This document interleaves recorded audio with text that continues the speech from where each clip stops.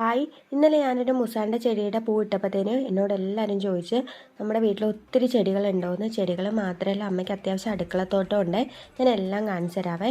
ഇതാണ് കൊങ്ങിണിയെ, മഞ്ഞ കളറുള്ള കൊങ്ങിണിയുണ്ട്, അതുപോലെ വേറെ ഉണ്ട്. അതുപോലെ ശംഖുപുഷ്പം 3 തരമുണ്ട്. ഇത് കണ്ടോ, നമ്മുടെ തക്കാളി ചെടി കുറേ എല്ലാം ഉണങ്ങിപ്പോയി, ഒത്തിരി ഉണ്ടായിരുന്നു കേട്ടോ. ഇനിയിപ്പോൾ അടുത്തതായിട്ട് ഞാൻ കാണിച്ചു തരാം. കമ്മലി ചെടി എന്ന് പറഞ്ഞൊരു ചെടിയില്ല, അതിൻ്റെ പൂക്കളുണ്ട്. ഇപ്പം അമ്മ കുറച്ച് പെന്തി പാകി നിർത്തിയിട്ടുണ്ടായിരുന്നു, അതെല്ലാം കുഴിച്ച് വെക്കുന്നൊരു ഭാഗമാണ്. ഇഷ്ടം പോലെ നാരകമുണ്ട്, 1-2 നാരങ്ങയൊക്കെ പിടിച്ച്. എന്നാൽ ചെറുതാണേ ബാക്കിയല്ലാവേ. ഇനിയിപ്പം ഞാൻ പടവലങ്ങ കാണിക്കാം. ഇതാണ് നമ്മുടെ പടവല. 3-4 പടവലങ്ങ ഉണ്ടായിട്ടുണ്ടായിരുന്നു, നമ്മൾ പറിച്ചെടുത്ത്. ഇനിയിപ്പോൾ ഉണ്ടാകുന്ന ഭാഗമാണ്. ഇനി അടുത്തത് പയറാണ്. പയർ നമുക്ക് സ്ഥിരമുണ്ട് കേട്ടോ. ഇപ്പം ചെത്തി കറി വെച്ചതുകൊണ്ട് അധികം പയർ വലുത് കാണിക്കാനില്ല. പയർ, പടവലം, പാവൽ, കുമ്പളം, അതുപോലെ അപ്പുറത്തെ സൈഡിലാണ് നമ്മുടെ ആണെങ്കിൽ കോവലൊക്കെ. അത് ഞാൻ പിന്നെ കാണിക്കുന്നുണ്ട്. ചക്ക ഉണ്ടായി കിടക്കുന്നത് പ്ലാവിൻ്റെ ചോട്ടിൽ തന്നെയാണ് ചക്ക ഉണ്ടായി കിടക്കുന്നത്, വലിയ പ്ലാവാട്ടോ.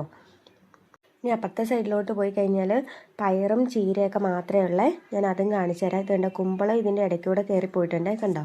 ഇതുണ്ടോ, നമ്മുടെ പ്ലാവ് ഇടയ്ക്ക് വെച്ചിട്ട് ഉണങ്ങിപ്പോയതാണ്. ഒരു 100 ചക്കയെങ്കിലും ഉണ്ടായിരുന്നു. മുഴുവൻ ഇങ്ങനെ ഉണങ്ങി താഴോട്ട് ചാടുക ചെയ്ത്. പ്ലാവേ ഉണങ്ങിപ്പോയേ, ഉണക്ക് കൂടുതലായതുകൊണ്ട്. കണ്ട്, ഈ ഒരു ചെടിയുടെ പേര് എനിക്കറിയത്തില്ല. ഇതാണ് ഇന്നലെ കാണിച്ച മുസാണ്ട ചെടി. നിറച്ച് പൂക്കളാണ്.